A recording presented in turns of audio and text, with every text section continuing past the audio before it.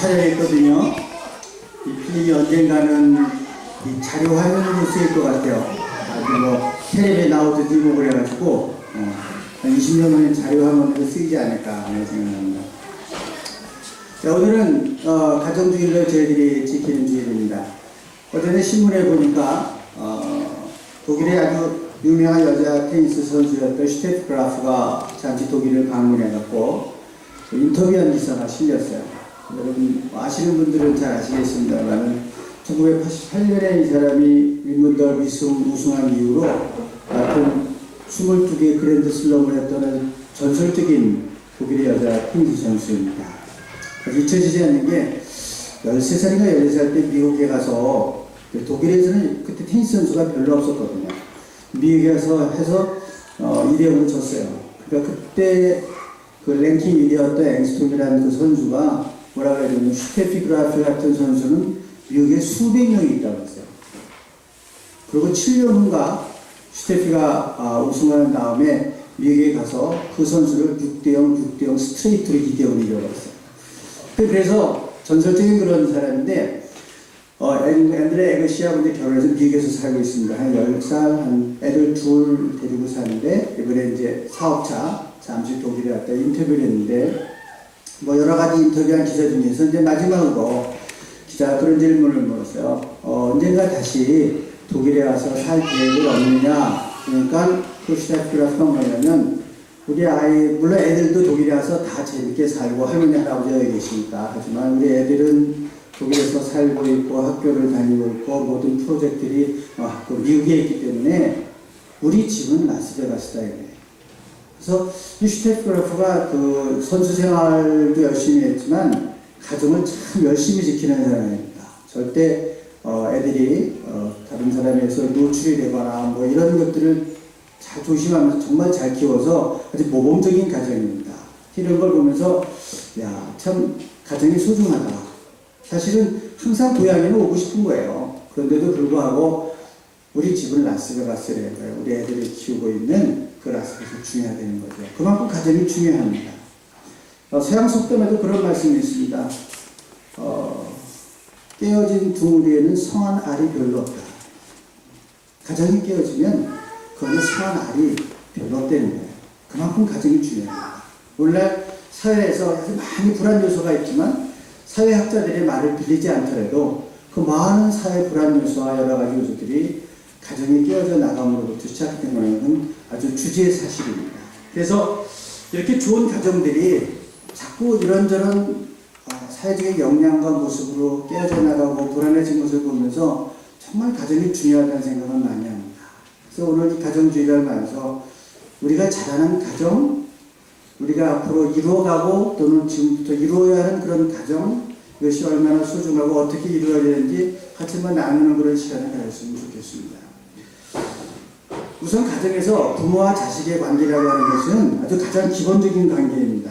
누가 무슨 뭐 억지로 맺어진 관계가 아니라 날 때부터 피와 살이 뼈를 나눠준 관계이기 때문에 아주 깊은 관계인데 이 관계마저도 욕심과 편리에 따라서 흔들리는 게 오늘날 세상이라는 게 개탄할 일입니다. 제도 얘기했습니다만 제주도나 이런 데 가면 길 잃어버린 할머니들이 가끔 있습니다. 자식이 놓고 가버린 거예요. 모시기가 귀찮아서 형제들이 이리 밀고 저리 밀다가 제주도 구경시켜준다고 가갖고 놓고 오는 거예요. 근데 놀라운 건 그 할머니들이 절대 자기 집 주소를 얘기를 안 합니다. 모를 리가 없어요. 근데 애들한테 피해가 갈까봐 아예 딱 접어요. 그러면 난 지금 모른다고 해요. 이거 부모 심정이고요. 갖다 버리는 건 자식의 마음입니다. 부모의 마음은 변하지 않는데 왜 이렇게 많이 변해요? 부모의 마음이 변하지 않는다는 것도 전 일일이 요즘은 또 달라졌어요. 예전에는 이혼하는 부부가 누가 자녀를 데려가느냐가 법정 소송의 요건이었는데 요즘은 많이 달라졌어요. 누가 떠맡느냐 이게 소송의 조건입니다. 나는 맡기 싫다예요. 세상이 엄청나게 변했습니다. 왜 사람은 똑같은데 왜 세상이 이렇게 변해갈까요? 주위에서 수없이 보고 듣는 그런 유혹들, 욕심, 편안함 이런 것 때문에 가장 기본적인 것들을 지금 우리들이 놓치고 있다고 하는 것입니다. 그래서 가정에서 부모의 관계라고 하는 것도요, 사실 다시 한번 되돌아갈 필요가 있습니다. 왜 되돌아가고 해야 되냐면요. 그것이 언젠가는 여러분들의 문턱을 넘어올 것이기 때문에 그렇습니다. 어제 신부에 그런 얘기 많이 했어요. 어제가 무슨 날인가 하면은, 독일에서 나치가, 자기 정권을 시작할 때 뭐냐면은, 이제까지 유명했던 그런 책들을 전부 다 불태워버린 날입니다. 1933년에 전부 불태워버렸어요. 이런 것들 다 소용없다 이거예요. 그때, 토마스 만이라고는 독일의 유명한 소설가는 영국으로 망명하고, 근데 토마스 만 소설을 안 태웠다고요. 근데 그때 토마스 만이 한 얘기가 있습니다. 독일에서 그 유명한 소설들과 책들을 다 태울 때 토마스 만이 나중에 한 얘기가 수없이 기자들도 얘기하고 유명한 얘기인데, 지금은 책을 태우지만 언젠가는 사람을 태울 날이 올 것이라고 했어요. 책을 태우는 걸 그대로 두면 사람을 태우는 날이 온다. 결국 사람 태웠잖아요. 그런 것처럼 우리가 가장 기본적인 걸 놓치게 되면 언젠간 그 물결이 우리의 가정, 우리의 마음, 우리의 심령의 문턱을 넘어오게 된다고 하는 것입니다. 그래서 별거 아닌 것 같지만 가정을 지키고 부부의 관계를 정결하게 지키고 자녀를 하나님의 말씀을 키운다고 하는 것이 바로 이 땅에 하나님의 나라를 이루어가는 가장 기본이라고 하는 것입니다. 왜냐하면 하나님은 이 땅에 딱 두 가지 공동체밖에 얘기 안 했습니다. 교회라는 공동체와 가정이라는 공동체밖에 세워주신 일이 없어요. 이게 기초 공동체이기 때문에 그렇습니다. 그래서 부모를 섬길 때에도 사실은 안타까운 것은 뭐냐면 부모가 얼마나 안타까운 마음으로 키우고 살아있는가는 나이가 들어야지 알아요. 제가 결혼하고 애를 낳아보고 애를 키워보고 그것 때문에 속 썩어보고 안타까워보고 그제서야 부모님의 사랑을 깨닫습니다. 그런데 안타까운 것은 그 부모의 사랑을 나를 사랑해줄 만큼 깨달을 때가 되고 부모가 안 계시되는 겁니다. 이게 안타까운 거죠. 그래서 그것을 빨리 깨닫고 빨리 느끼고 빨리 알수록 가정을 더 아름답게 지킬 수 있고 세상을 더 아름답고 진하게 느끼며 살 수 있다고 하는 것입니다. 부모의 사랑, 특히 어머니의 사랑이라고 하는 것은 사실은 이 남자의 머리도 깨달을 수 없는 그런 깊은 것들이 있어요. 도저히 우리가 따라갈 수 없는. 저희가 신학 공부를 할 때 상담학을 가르치는 선생님, 교수님이 계셨습니다. 그 교수님이 항상 저희들한테 가정주일쯤 되면 해주시는 말씀이 있었어요.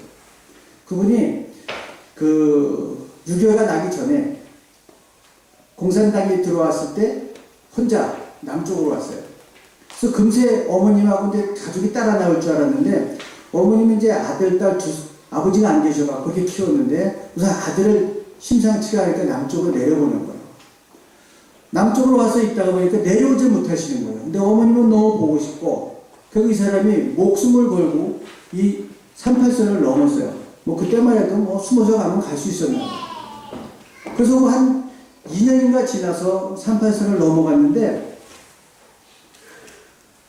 어머님이 그렇게 반가워하시고 저녁 삶아 사주고 다 하고 이제 잠자리를 딱 펴준 거야. 그래서 잘라고 그러니까 여동생이 들어오더래요. 오빠, 너 자기 전에 내가 오빠하고 한번 꼭 할 얘기가 있다는 거죠. 뭔 얘기냐 했더니 오빠가 남쪽으로 간 이후에 엄마는 이불을 깔고 주무신 적이 없다는 거예요. 항상 꾸부리고 오빠를 위해서 기도하다가 그냥 그렇게 주무셨지 이불을 깔고 누워서 주무신 적이 없다는 거예요. 지금도 그 생각을 하면 가슴이 절이 되는 거야.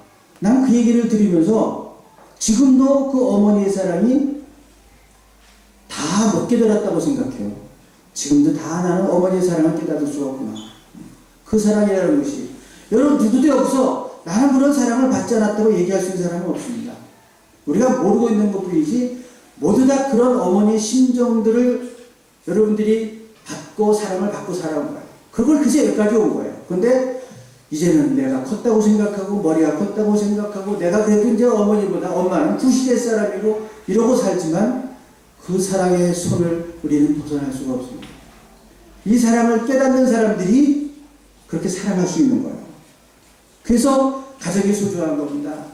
가정에서 이 사랑을 깨닫지 못하면 자기가 그렇게 사랑할 줄은 몰라요. 그리고 이 가정이 깨어지면 그 가정으로 돌아와야 시는 거예요. 여러분 매트리스라는 영화 아시죠? 케이블이 뉴스인가 멋있잖아. 그래서 3편까지 나왔죠. 그 주인공 보면은 뭐 처음에 막 가죽 코트가 막 무릎 저 발 끝까지 내요. 그거 입고 다니는 친구들도 있었어. 가죽 비쌌을 텐데 하여튼 그거 사서 입고 다니는 우리 이세돌도 있었다. 얼마나 멋있어요. 이 사람이 노숙자로 살고 있었습니다. 여러분 노숙자 알죠? 그냥 길거리에서 자고 모자 흔들어 쓰고 수염을 흘리고 그냥 부추먹어서 그 다음에 목 끌고 다니는 이거 슈퍼마켓 카트 끌고 다니면서 그러고 살아요. 근데 헐리우드의 그 세계적 영화 배우인데도 영화 찍고 나면 퇴근을 어디가냐? 뉴욕의 길거리로 퇴근합니다. 왜 이 사람이 노숙자가 되었나? 그래서 알아봤더니 이 사람이 물론 가정은 불안했어요. 어머니가 4번 이혼하는 그냥 할머니 밑에서 살았거든요. 그래서 그때부터도 어려움은 있어. 그래도 사랑하는 여자를 만나서 같은 여자 배우예요. 참 마음을 잡고 잘 살았는데 결혼하기 직전에 아기를 가졌는데 아기가 사산을 했어요. 8개월 만에. 그래서 그것 때문에 어려움을 겪다가 이제 그냥 이별을 했든지 나눠서 사는데 그 충격 때문에 여자가 약을 손에 댔다가 자동차 사고로 1년 다음에 죽어요. 그 이 사람이 너무 충격을 받아갖고 그 장례식을 치르고 이 여인이 없는 나의 집은 의미가 없다는 거예요. 그래서 집을 나가버렸어요. 그래서 그 이후로 요즘은 돌아갔다고 해요. 그 이후로 계속 그냥 노숙자 생활을 했어요. 내가 마음을 붙일 사람이 없는 그 집은 아무리 밀리어내고 엄청나고 호화로운 집이라도 돌아갈 의미가 없다는 거예요. 여러분 가정은 집이 아닙니다. 가정은 내가 마음을 의지하고 남을 놓을 수 있고 언제든지 돌아갈 수 있고 언제든지 내가 마음을 내려놓고 쉴 수 있는 게 가정이에요. 만약 여러분들이 그런 가정을 이루지 못하고 여러분의 자녀들이 마음 놓고 와서 쉴 수 있고 떠들 수 있고 야단받을 수도 있고 그런 가정이 아니라고 한다면 그건 병든 가정입니다. 그리고 깨어진 둥어리입니다. 깨어진 둥어리에는 성한 날이 별로 없어요. 그래서 가정이 중요한 겁니다. 이 가정을 잘 지켜나가고 어떻게 지키냐? 오늘 주신 그 하나님의 말씀대로 지키는 겁니다. 하나님께 주신 성경에 있는 그 말씀 그대로 출애굽기 20장 네 부모를 공경하라 그리하면 너의 하나님이 나 여호와가 네게 준 땅에서 내 생명이 길리라. 부모를 공경하라. 하나님을 공경하는 그걸 어디서 배우는지 뭐냐? 부모를 공경하면서 하나님 공경하는 거 배웁니다. 아버지가 무서웠던 사람들은요 하나님 무서운 하나님으로 기억합니다. 굉장히 힘들어요. 선하신 하나님으로 생각하기를. 그렇기 때문에 가정에서 가장 기본적인 자기들의 믿음의 형태를 배워나가고 이루어간다고 하는 것입니다. 성경 말씀대로 오늘 에베소서 말씀처럼 부모를 공경하고 부모는 아이를 노엽게 하지 말고 하나님께서 맡겨주신 그 뜻대로 키우라고 하는 거예요. 그러면 하나님께서 그 자녀를 쓸 것이요 세상에서 하나님께서 쓰시는 아름다운 자녀가 될 거라고 하는 것입니다. 그렇기 때문에 가정을 지키는 부부의 관계는 무엇보다 소중합니다. 부부는 두 사람만의 관계가 아닙니다. 거기서 하나님께서 일하시고 거기서 나온 자녀들을 하나님의 뜻으로 키워내서 하나님의 공동체를 갖다가 이뤄내고 은투시키라는 가장 기본적인 공통적인 것입니다. 그래서 아담의 말대로 정말 뼈 중에 뼈요 살 중에 살이라고 하면서 마음과 몸이 하나가 되어야 됩니다. 신뢰와 사랑과 이해와 이런 희망과 절망 이걸 모두 같이 할 수 있는 그런 모습이 부부가 되어야 됩니다. 바울사도는 그래서 남편은 아내 사랑하기를 자기 몸같이 교회 사람 사는 것처럼 하고 또 아내는 자기 남편을 머리와 같이 순종하라. 서로 이렇게 신뢰하라고 하는 거예요. 의지하라고 하는 거예요. 제가 제일 참 안타깝게 하는 단어가 종종 쓰는 단어가 뭐냐면 의심받는 사람. 이게 셰익스피어의 맥베스에 나오는 겁니다. 의심받는 사람. 이것처럼 참 뭐라 그럴까 가슴 아픈 일이 없어요. 제 친구 중에 의사를 하는 친구 참 돈 많은 친구가 하나 있어요. 목사님 아들이에요. 없을 게 없어요. 아들도 있고요. 다 있어요. 그런데 한 번은 그러더라고요. 우리 집사람은 항상 내가 어딘가 여자를 숨겨놨을 것이라고 생각해. 아 이게 뭔 소리야. 이게 무슨 자다가 봉창 두드리는 소리야. 이게 뭔 소리냐 했더니 그 의사니까 맨날 뻑하면 불려나가고 늘 밤에 뭐 제대로 들어오는 시간이 없잖아요. 그렇다고 쫓아다닐 수도 없고. 근데 그거를 의심하는 거야. 얘기는 하지만 어딘가는 숨겨놓은 여자가 있을 것이라고 생각한다는 거에서 참 별나다. 별나다. 그러니까 이 의심받는 사람이라는 게 제가 분명히 그 친구가 아닙니다. 절대 그런 친구가 아닌데 너무 불쌍해 보여. 자기 아내로부터 의심받는 사람. 이게 얼마나 불쌍해요. 이건 불행한 가정입니다. 거기에 아름다운 걸 기대할 수 없어요. 뭐라도 알고도 속아주고 몰라도 속아주는 게 부부가 돼야 되지, 알고도 의심하고 모르고도 의심하고 이것처럼 불행한 게 있어요. 부부관계는 그렇기 때문에 결코 똑같아질 수 없는 사람이지만 항상 한 곳을 바라보는 사람이 돼야 돼요. 여러분 철도 레일을 보십시오. 철도 가서 레일을 보면 레일이 쫙 끝에 붙었어요, 안 붙었어요? 붙었죠. 그러나 절대 붙는 일이 없어요. 부부도 마찬가지예요. 둘이 절대 같아지지 않습니다. 그러나 항상 같은 방향을 보면서 같이 갈 수 있어야 되는 거예요. 마치 언제가 만날 것처럼. 만나긴 만나, 하늘나라 가서. 그러나 여기서는 못 만나요. 반갑이 지나도 안 변하면 안 변해.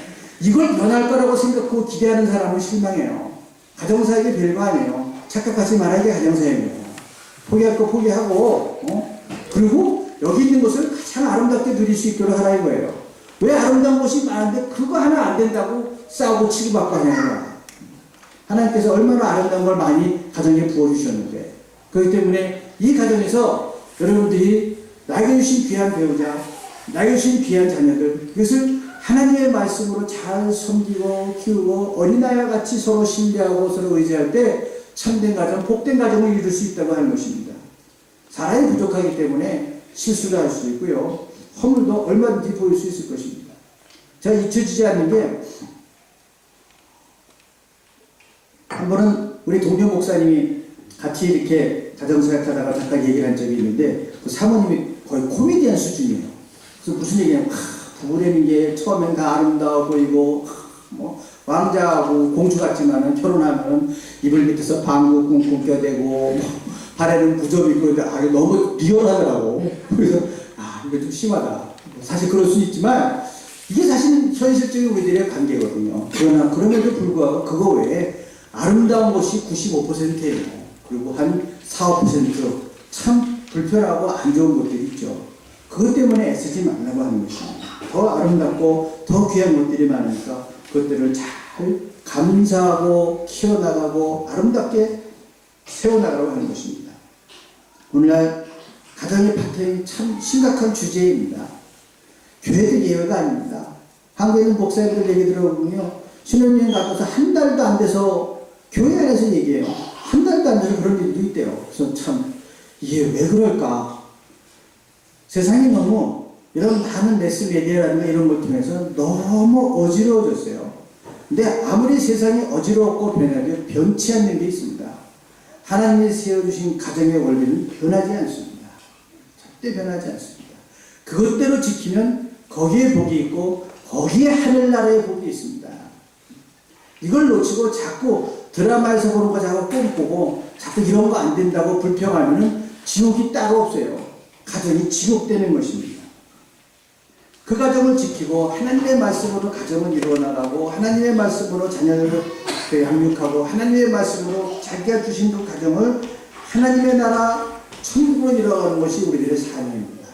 그러면 세상이 변할 수 있다고 하는 거예요. 참 안타까운데요. 미국에서 미국 사람들이 모이는 교회에서요, 설교하면 안 되는 3가지가 있대요. 그래서 아니 설교하면 안 되는 게 어딨어. 세상의 모든 일을 하나님의 말씀으로 얘기를 해서 너무 싫어하기 때문에 못한대요. 이거 미국 목사님 얘기예요. 그게 뭐냐면요, 하나는 가정의 성결과 신성에 대해서 얘기를 못한대. 왜? 반상이 깨졌거든요. 이 카톨릭에서는 더 문제예요. 카톨릭은 이혼하면 성체 성사를 못 받고요, 성찬식을 참여를 못해요. 그러니까 이게 성당에 반 성찬식을 참여를 못하니 이것도 난리지. 이게 예전에 타임즈 특집으로 실린 적이 있어요.